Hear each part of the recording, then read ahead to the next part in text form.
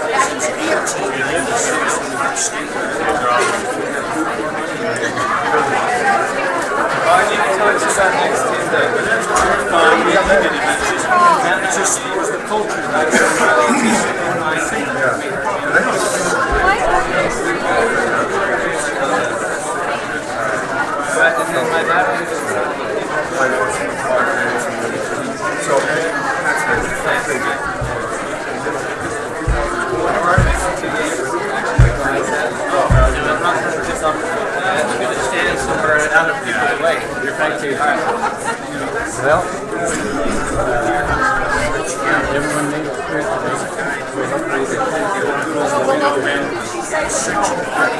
They said they would have it by Friday or earlier.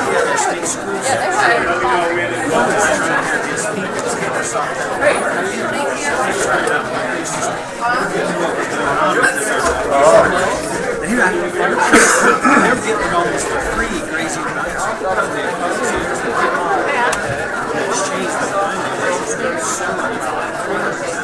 Basically, I'm just here supporting the kiddos that he has. They acted like it was their money. I mean, their land. They're trying to get.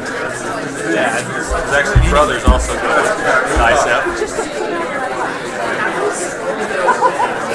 And then his brother's here at NAL too, so. The boys are a team.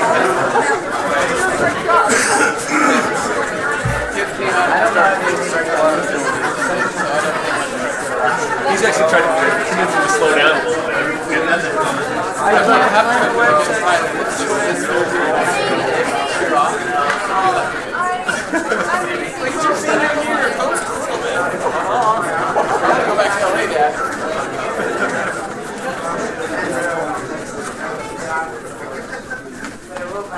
Having overachievers is a problem.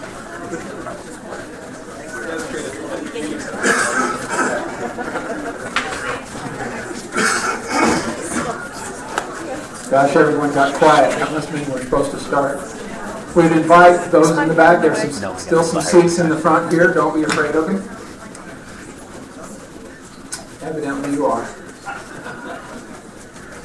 Anyway, we welcome everyone out to our April board meeting this evening. Our agendas are posted on each side of the room for you to follow along with. We're going to start this evening with a storytelling student. We don't like to think our students tell stories, but this is a little different. From Plain City Elementary, Paige Peterson. She was going to be with us last board meeting, but time did not allow. So we will hear from Paige. Where is she? Oh, right there. Okay. And when she is finished, we are going to hear a cello solo from Alex Langford, Sterling Scholar at Weber High School. And when accompanied partly by John Harris. And when he is finished, he will lead us in the Pledge of Allegiance. So we will turn the time over to Paige.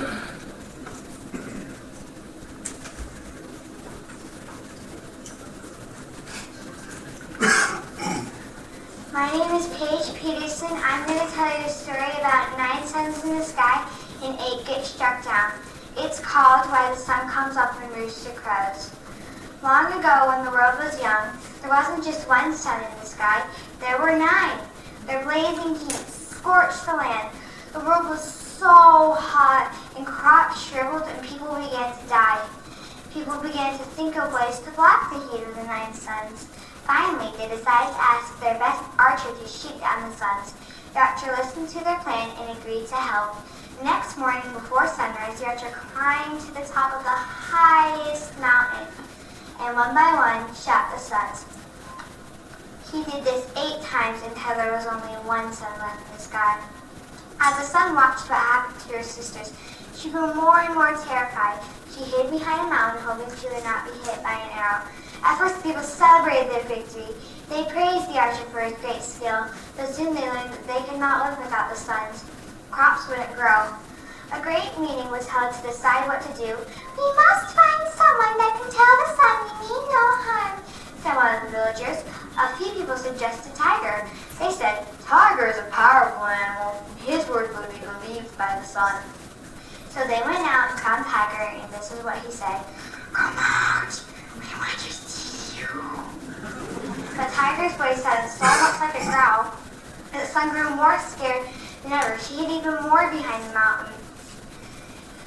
"Perhaps we need someone that has a more soothing voice," said another one of the villagers. "Why not try Oriole? The sun will love Oriole singing so much that she will come out." So they went and found Oriole, and this is what she said. "Oh, please come out." The sun did like Oriole singing, but she was still too afraid to come out. A few other birds tried, but none of them succeeded. People were running out of ideas. Finally, one of the village elders spoke up. "Why not try a rooster?" he said. "It's true a rooster's voice is not as beautiful as Oriole's, but the sun will come out when Rooster crows." So they went out and found Rooster, and they told him their plan. Rooster agreed to help. So the next morning, a couple minutes after sunrise, the rooster walked out and crowed. "Cock-a-doodle!" The sun was still too afraid to come out. "Cock-a-doodle!" The rooster crowed a second time. A tiny bit of the sun peeked out, still afraid that she would be pierced by an arrow. The third time the rooster crowed. "Cock-a-doodle!" The sun's fear vanished. She came out shining in her full glory. The people cheered and cheered. Rewarding Rooster of getting rid of her fear, the sun took a tiny bit of the red morning sky, shaped it into the shape of a comb, and placed it on Rooster's head. And to this day on, if you look out in the barnyard, you'll see Rooster strutting out, comb still on his head, still happy he saved the world. And every morning when Rooster crows, the sun will sing in fear.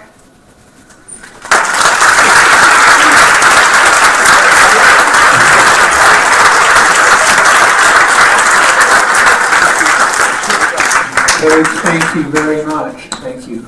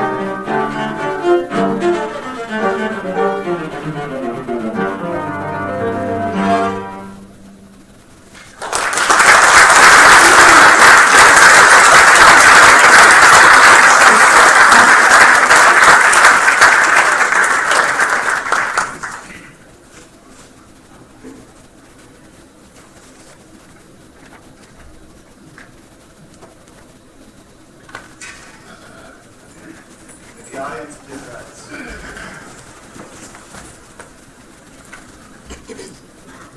Please repeat with me the Pledge of Allegiance. I pledge allegiance to the flag of the United States of America and to the republic for which it stands, one nation, under God, indivisible, with liberty and justice for all. Could we all have another show of appreciation for Paige and for Alex?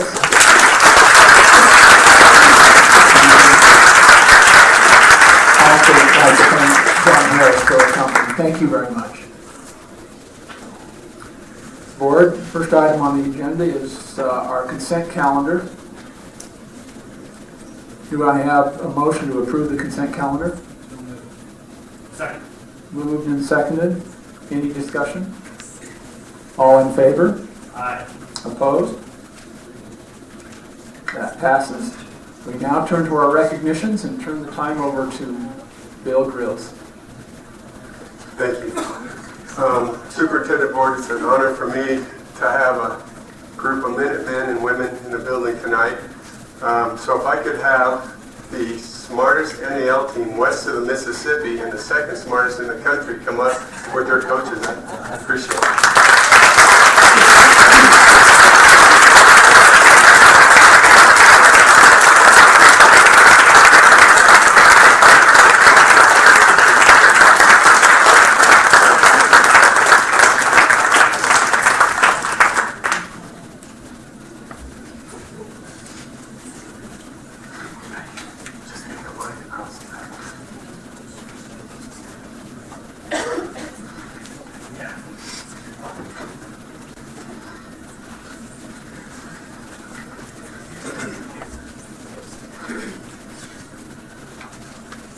That is one bright group of children right there. I'll tell you what, let's give them another round.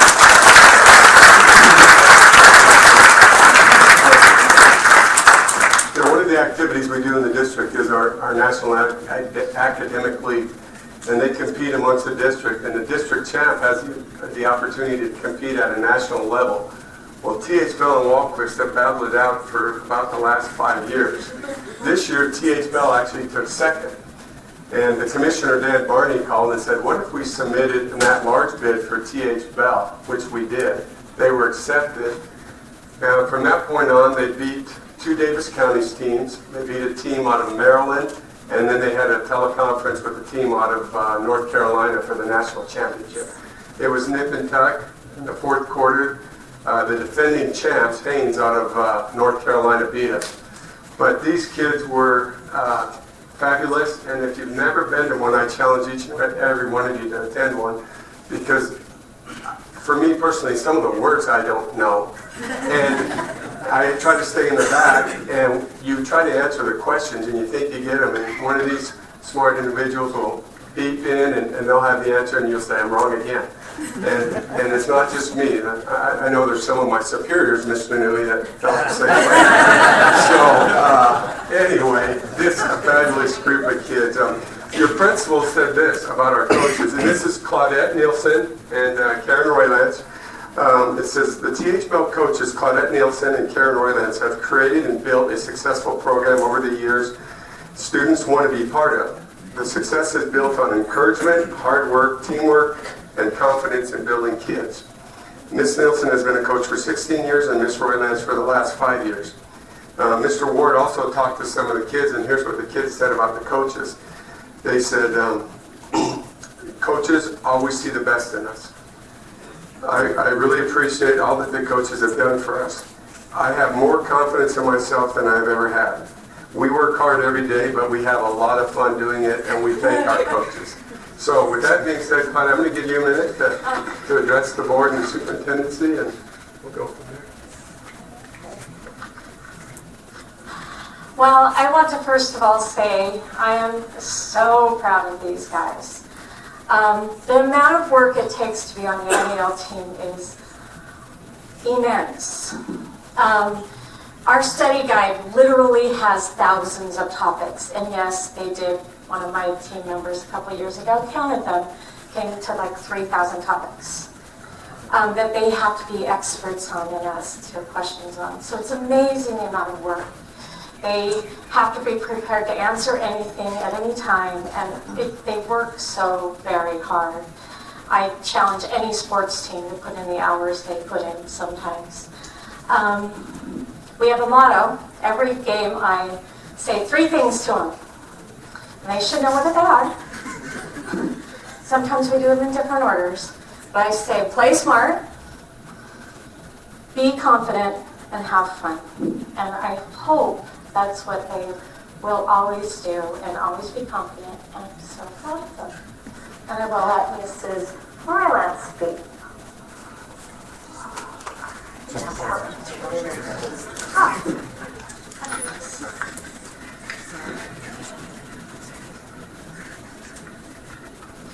Okay. I just wanted to take a moment to thank the board and our administrators for making this program possible for us to participate in. My own children were in on the very beginning of it, and so I've had a long love of this game, and we really, really appreciate it. We also want to make a shout out to the other teams in the district, because without their competitiveness as well, we couldn't do as well as we do. So we want to thank them from our hearts, really.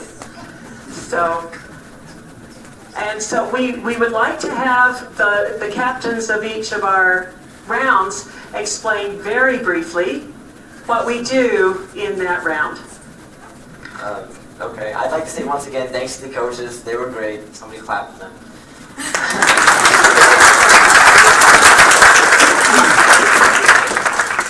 Anyways, I've been asked to explain the first round. And first round is basically strategic trivial keep away. You begin the round with 2 team captains, both with buzzers, and they are asked a question. Whoever buzzes fastest and answers the question correctly gets to determine who has possession for the first round. Then whoever has possession, whichever team, will go through a series of 3 questions.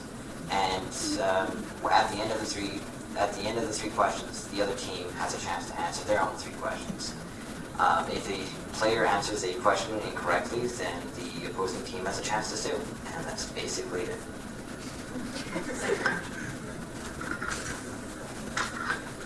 Hey, I'm Matt Staten. I'm the second round captain. Second round is like the teamwork round of the game. So we have 5 players, and a player from the other team brings in the question. It's on a card from the judges. And so they put it down on the table in front of us, and we all have to work together. It's usually a longer question. We have a minute to solve it, and then we use the buzzers, and we buzz in, and whoever buzzes in for the other team and answers right gets the points. So third round isn't a question, it's presentation. We receive a topic that we don't know what the prompt will be asking at the game, so we have to general research on all of it, and we usually have a couple days. And then when we get to the game, we have half an hour in a prep room with all the supplies that we will need to create our presentation and our posters. And then after that, we get called back into the game, and we present in front of 2 judges in district level and then 4 judges on national level. And we present our presentation, which is between 3 and 5 minutes. The judges will score us on content, appearance, and posters, and then overall presentation. We get scored out of 25 points, and the judges' scores get averaged, and then that's our final score for the round.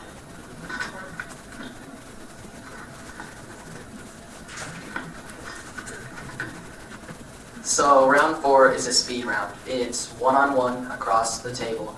And what happens is if neither side gets it, it goes to free-for-all, but the word free-for-all has to be completed or it's a foul and your entire team doesn't get to answer. So you have to buzz quickly but also buzz strategically.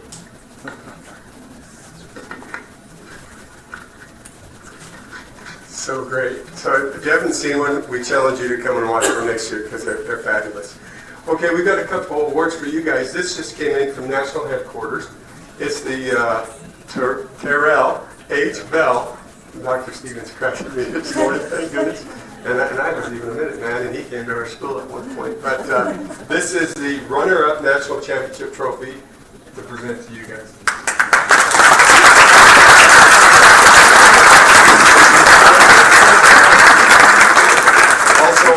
I know you're having your banquet next week, and here's a Weaver School District certificate for each participant signed by the superintendent and the board president, Brent Richardson. Thank you guys so much. One more round of applause. And I think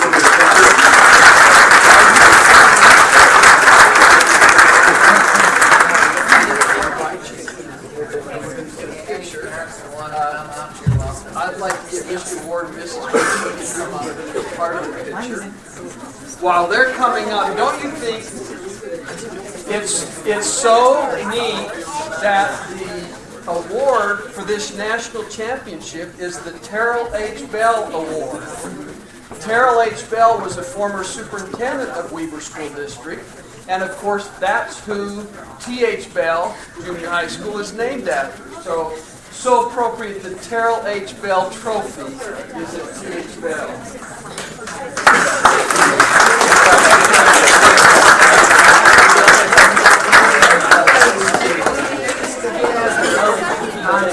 Third row, get one step up, so you're right and back to the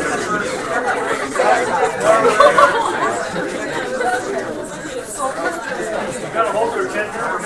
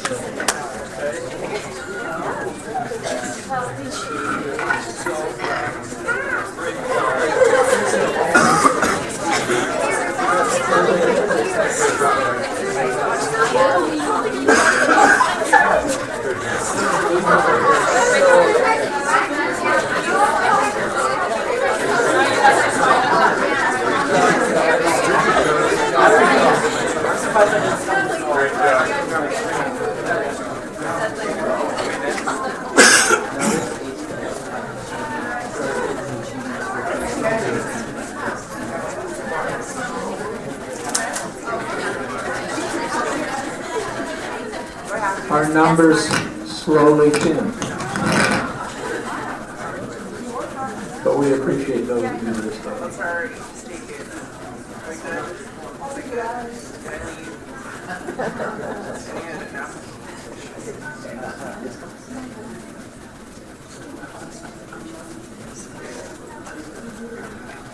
Okay, thank you. We will now turn the time over to Sherry Hyder. And that will be me, Sherry in disguise. Oh, okay. I am Maureen Newton. I work in the curriculum department, and Sherry had an obligation tonight with family that's really important for her to be there. So I told her I would come in and be the talking head tonight. But I also had the wonderful experience this past year of being the fly on the wall at H. Guy Child for the Assessment to Achievement program.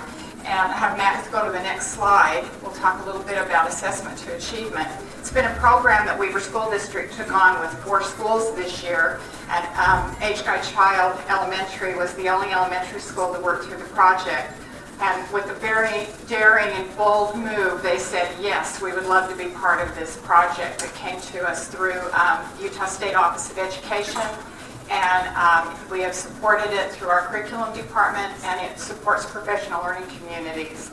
And H. Guy Child jumped in with both feet, and their leadership team moved forward on a couple of goals to increase their data analysis And they also use the information for instruction and also to work in a positive influence with students and increase their learning.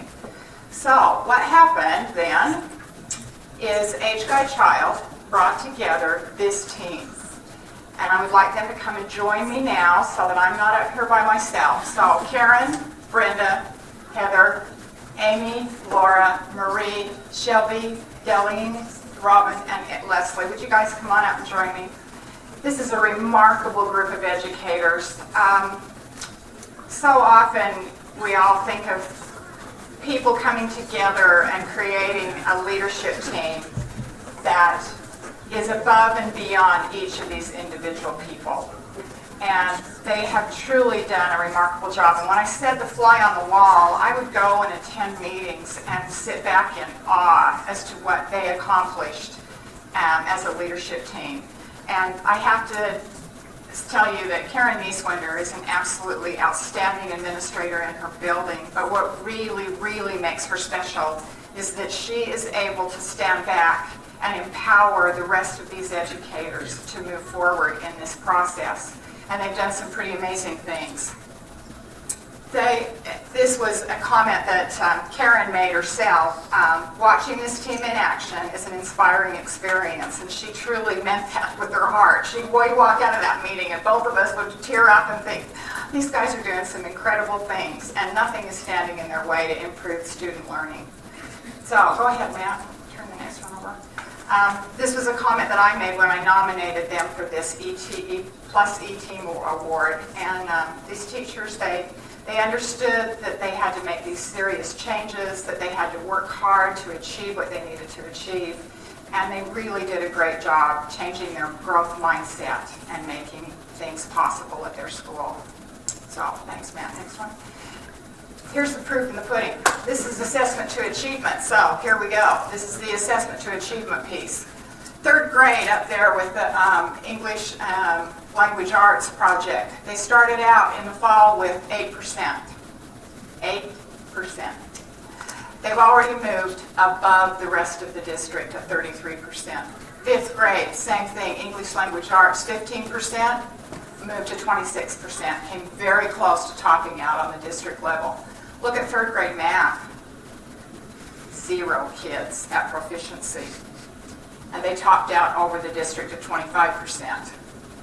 And then fourth grade math, for another example, 7% and is sitting at 32%. Really blew the lid off of it.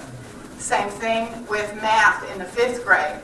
4% in the fall and is now gone to 21%. So we're really looking forward to seeing all of their test scores above and beyond. This is interim testing. Yeah, this is the interim stage testing. Okay, don't we have that labeled on here? Oh, we don't. Sherry didn't do that. Oh, it is there. Okay. So we're very excited to see the improvements that have been made this year. So, Matt, thank you. So, the thing that is so important about this work is that we work together and we decide what is important to increase student learning, and nothing stands in our way. So they plan to include all of these Smarties, and it was a great idea. So, okay, thanks, Matt. Okay, I would like to turn the time over now to Karen and let you talk a little bit about and introduce anybody who might be here supporting you. Let me give you this. All right, as Maureen said, watching this team in action is amazing. And as we jumped into assessment to achievement, and by the way, I want to thank our superintendency and our board for supporting that project. And I'm going to be really honest, in the spring we were thinking, whoa, this is big. And but we jumped in, and these teachers, this is on top of what they do in their regular job, and the time commitment that they have put into this, and they are leaders in the building. And what I also want to say is they represent Age Guide Child Elementary. It's a wonderful school. We have a wonderful faculty and staff, and they represent the teachers in this building so well. And I have learned as a principal, and I've been a principal for a long time. I keep looking around at people, I'm like, there's all these people that keep retiring, and I'm still here. So I've done this for a long time, and I've learned so much from working with them, and I appreciate all they do to help our kids. And I look forward to continue this journey with these amazing educators. And I'm going to let them recognize their family members. I am solo tonight, so if they'd like to recognize their family members, you can do that.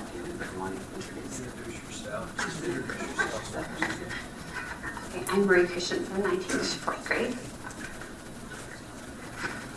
I'm Delene Butler, and I teach 6th grade. And by the way, these guys are awesome. I'm Leslie Niebergall, and I'm the reading specialist. My name's Amy Loader. I'm a 3rd grade teacher. My name is Heather Hales. I'm a 2nd grade teacher. And some of these teachers have their students, their children here that are some of our students, and they need to wave because they need to be recognized for children of teachers. Could they wave to their moms?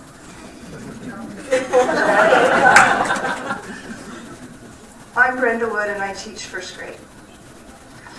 Lori Brown, and I teach kids in 4th grade. Shelby Udy, I teach 5th grade.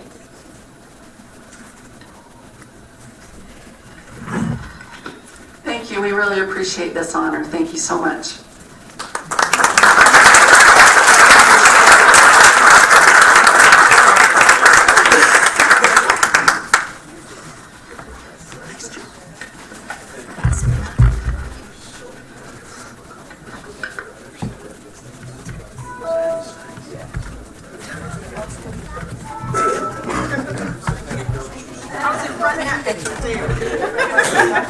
I'll go with you. Do you want me to turn this way, or do you want me to? We don't need the messy carpet. One more over on the truck.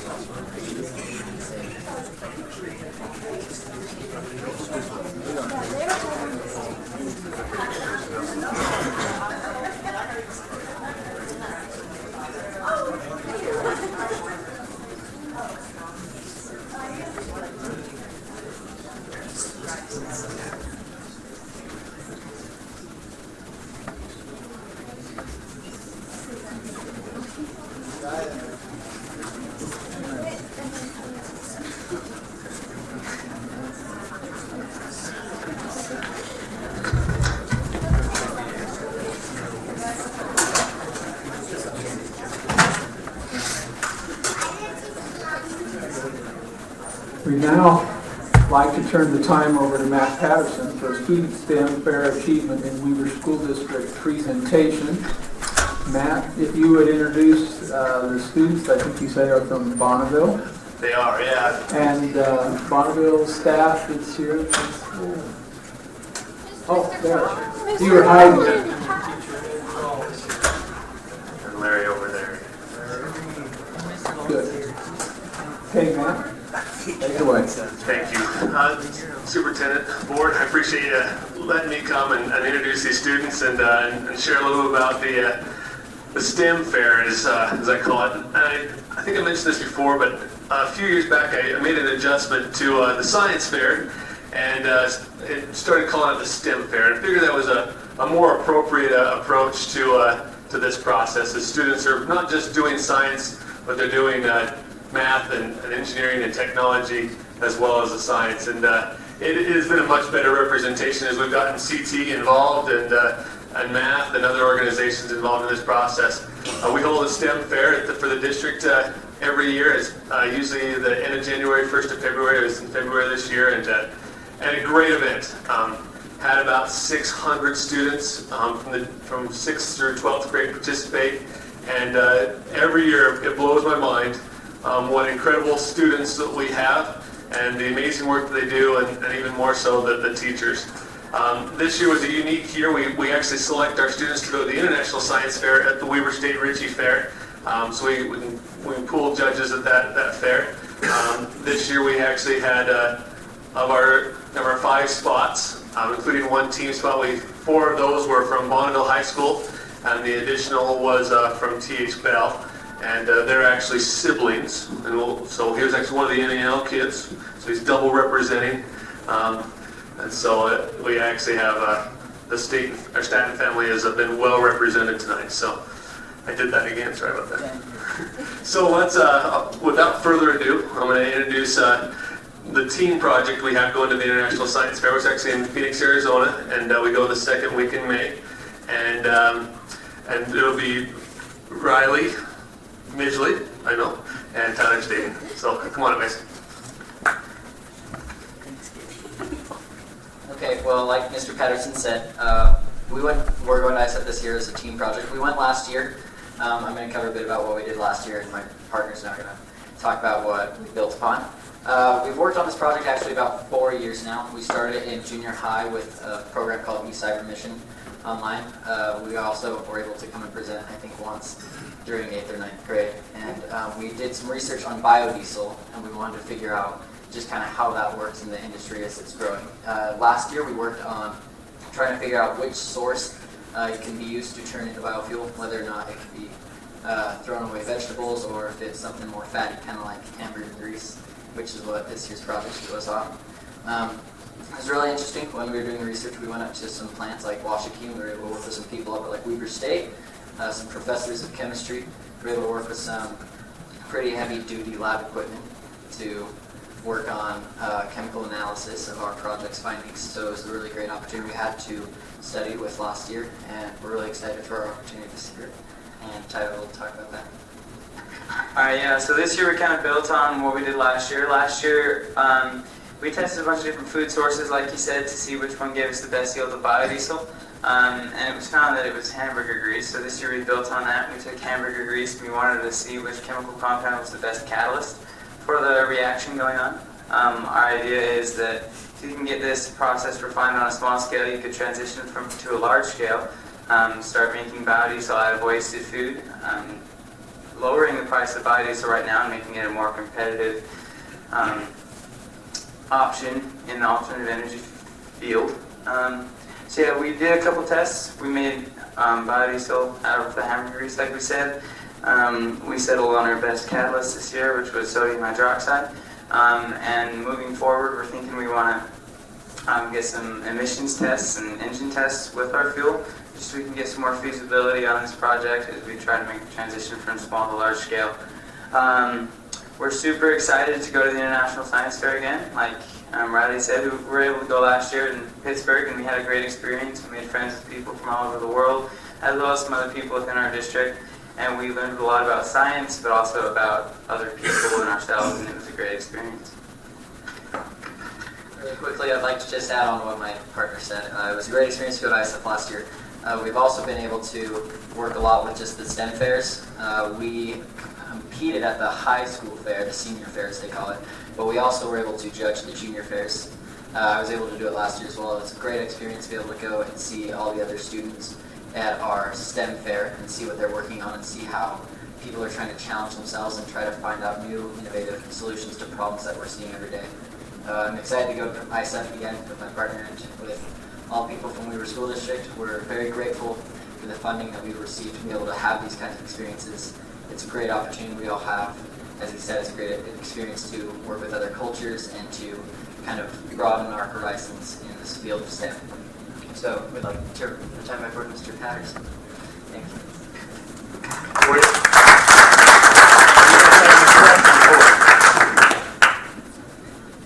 My question is, where did you come up with transesterification? You learned that from Mr.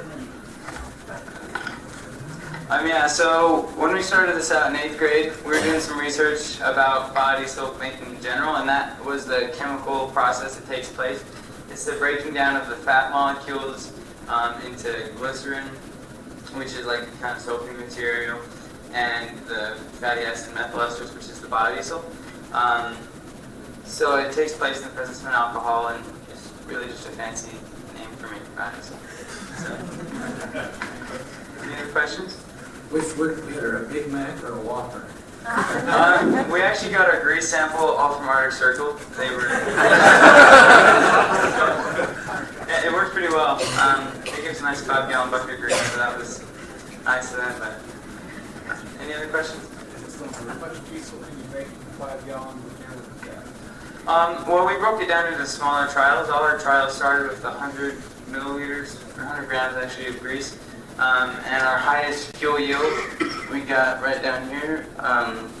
So it came from the hydrochloric acid. The highest yield was 70, or no, I'm just kidding, I'm wrong. Sorry, sodium hydroxide, and, no, it's potassium, huh? Okay, potassium hydroxide gave us the highest yield with 83 milliliters, and on average, sodium hydroxide was a little higher with 86 milliliters per 100 milliliters of fuel. About 80%, yeah. And it varies a little bit based on the catalyst in each trial. 4 gallons, 5 gallons. Pretty close to that, yeah.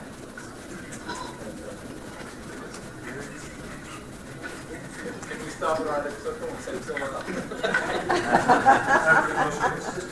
There we go.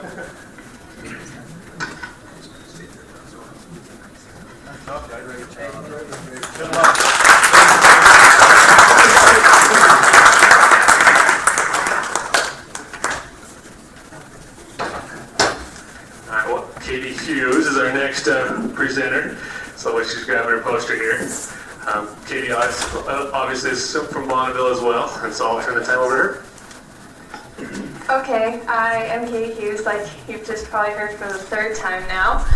And what I did was I tested if mealworms are able to digest plastic and at what rate they can do this. And I thought this was an issue because plastic bags, bottles, milk jugs, and styrofoam are 4 of the top 10 most common plastics found in landfills. I mean, even right now, you can walk outside and probably pick up like 5 pieces of plastic in just like 10 steps. And so I definitely thought that this problem needed to be addressed. And right now, when these plastics are taken to landfills or recycling plants, they're stripped down of all impurities and made into pellets and then reformed into new materials. And so I was looking for a more natural way to address this problem. And it is found that mealworms are able to digest polyethylene materials, which means that they are carbon-based, and that's what most plastics are.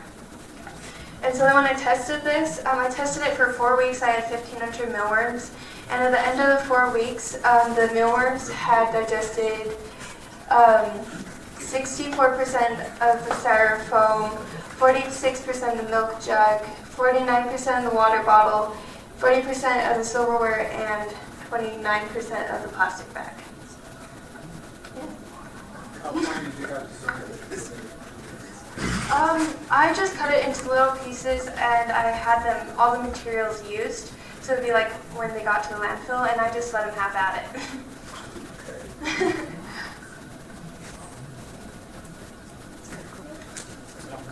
Explain what a mealworm is and what we find. A mealworm is typically what you would feed to like a lizard or a snake or like any pet like that. You can get them at Petco, or I ordered mine from Timberline online.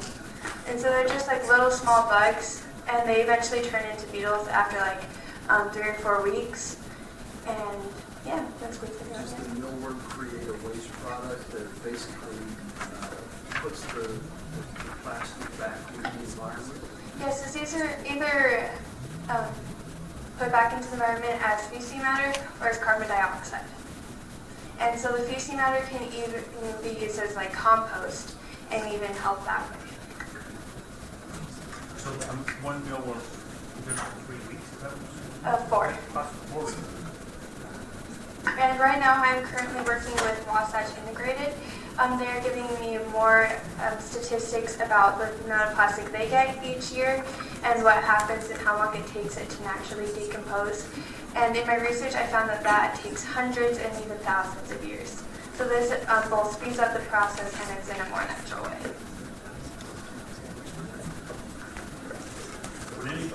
talk to any consumers about potentially trying this out or this experience event? Would you like to do that? I am actually meeting with them later. That is another thing we've been looking into. It's just like having like a smaller like home system, or even just like in a community somewhere everybody can just take it and then have it. Thank you.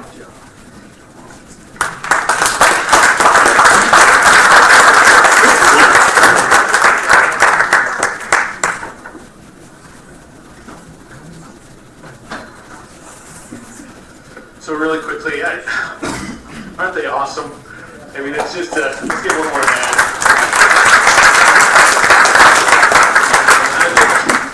I hope I'm not out of line when I say this, but this has just been a great night to see students and the amazing things they're doing. And STEM Fair is another one of those opportunities for students to excel and explore things that they're interested in and passionate about.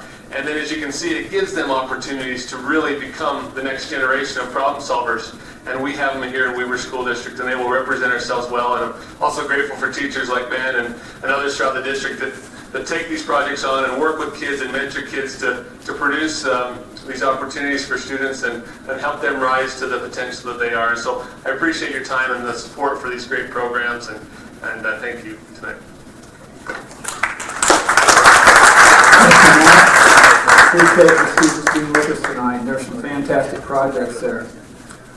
Okay, we now are down to our action items, and our first item of business will be presented by Dale Pfister. It's land transaction Bates Elementary. Thank you, Superintendent and Board. As you've read in your packet, as part of the Monroe Boulevard Corridor Preservation Project, or widening of Monroe Boulevard in layman's terms, there's a .031 acre piece of property on the southwest corner of Bates Elementary that they would like to purchase for the price of $7,400. This is a plus or minus 10 to 20 year time frame on this expansion.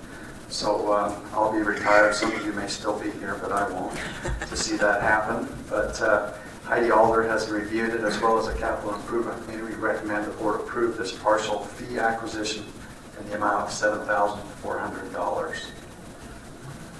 Board, do I have a motion to approve the acquisition? Moved and seconded. Any discussion? All in favor? Aye. Opposed? Thank you. Now we'll turn the time over to Robert Peterson for a proposed lease resolution. Thanks, President. As we discussed in the study session earlier, we proposed that we approve a real property lease. As you recall, we purchased a property back in December. It closed. It was the Hudson piece between our Weber Innovation Center WIC and the Two Rivers facility. This is a very valuable piece.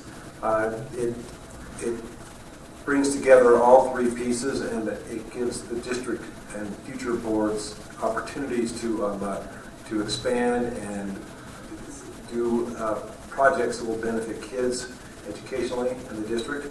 The piece cost $1.6 million, and we have sought a real property lease with Zions. They have helped us twice in the past.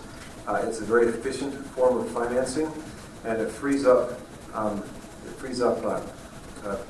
monies that will give us flexibility and balance to address any contingencies or emergencies that might arise.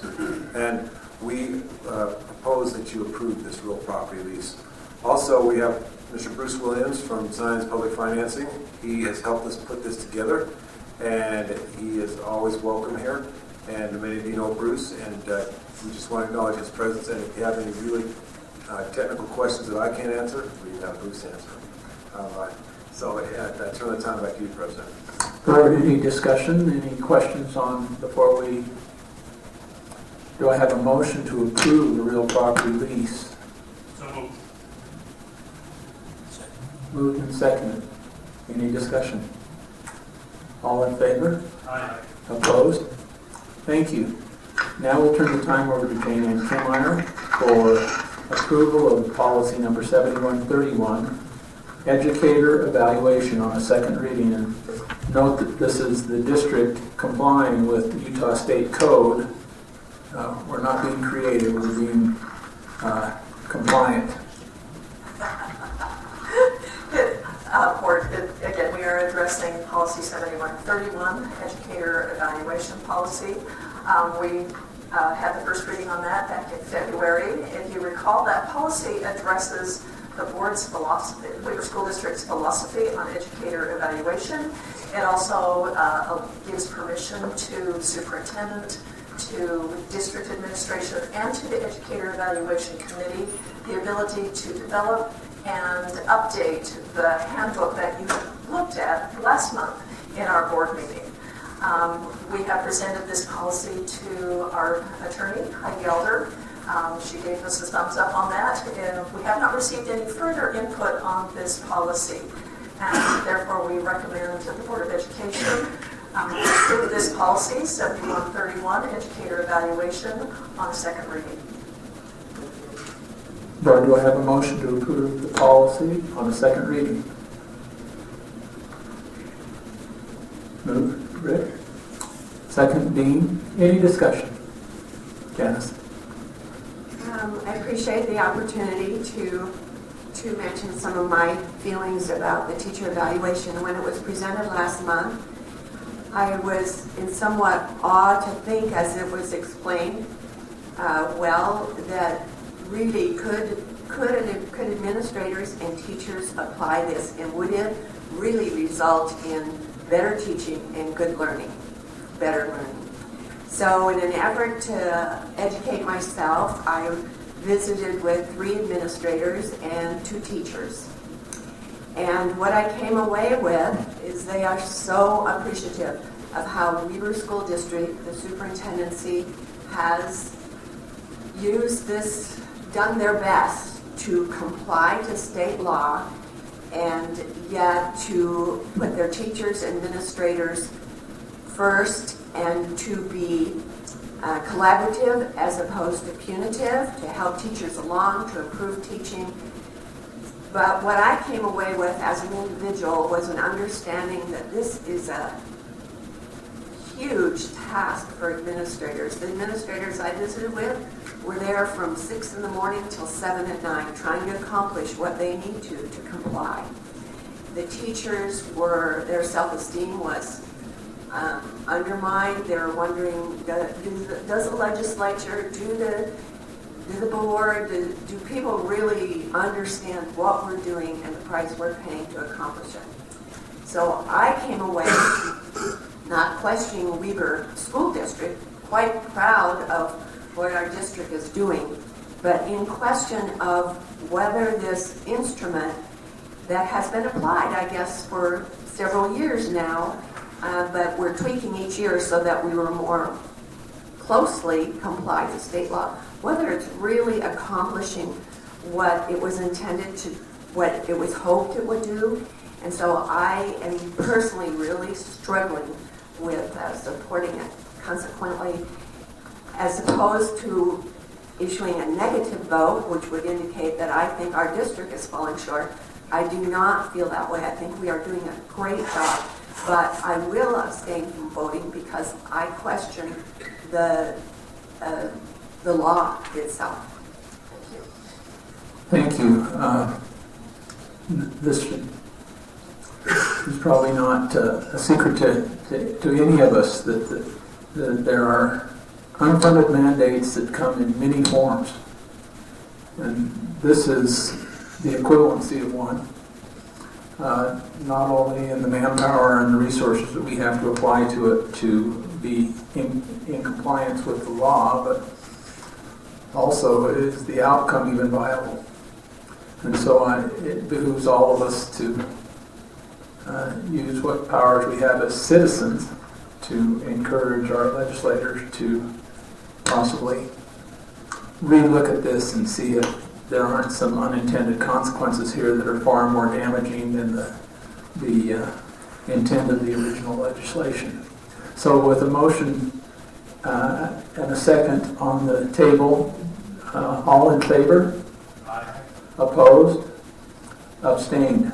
Aye. Thank you. Thank all of you. Thank you. We will now turn the time over to Lori Rasmussen for a graduation, 4370 graduation requirements, first reading policy. Thank you, President Richardson. So Board and Superintendent Stevens, we've had a chance to visit about this a little bit. And this is an update to policy 4370 to just add an option for a 24 credit Weber District High School diploma.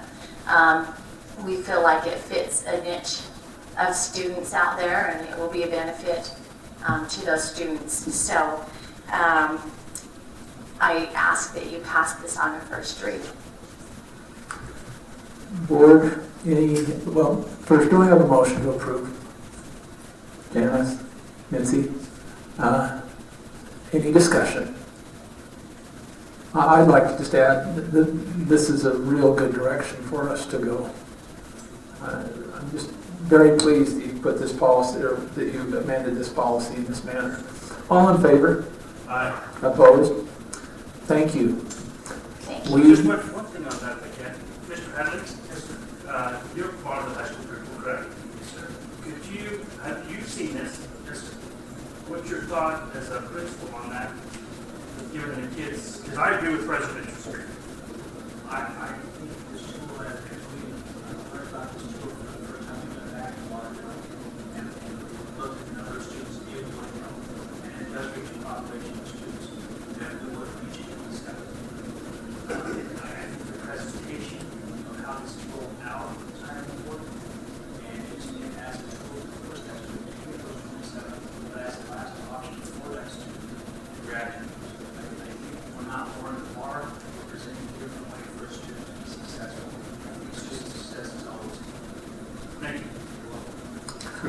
Just one other thing I think is important. The state requirement for graduation is 24 credits. The district's requirement for graduation has been at a regular high school is 27 credits. Often we'll have, especially in the last 2 or 3 months of the school year, we'll have our regular high schools who recognize that there are some students who either because of credits or because of attendance credit loss cannot make it. They just cannot make it at their regular high school, and so they begin referring those students down to our alternative high school at Two Rivers. One of the challenges is that we've got probably less support structure at Two Rivers than we do at our regular high school, and we're losing kids. And so this keeps the graduation requirement at the same level as the state, as the our alternative high school, but permits these students to stay working with the counselors and administrators that they've been working with for 3 years, and doesn't force that transition from the regular high school to the alternative high school. And I think it's going to be a great benefit, as Mr. Hadley indicated, to those students. We just are losing kids in that transition process. Will you explain why we went to 27 because of the 8 period? That's correct. When the board moved to an 8-period schedule, and a lot of that came as we continued to get more and more graduation requirements imposed on us from the state. We've had even more recently. And so students who were taking, previously we were on a 6-period schedule in high school, and it just didn't permit students to explore options the way high school ought to be.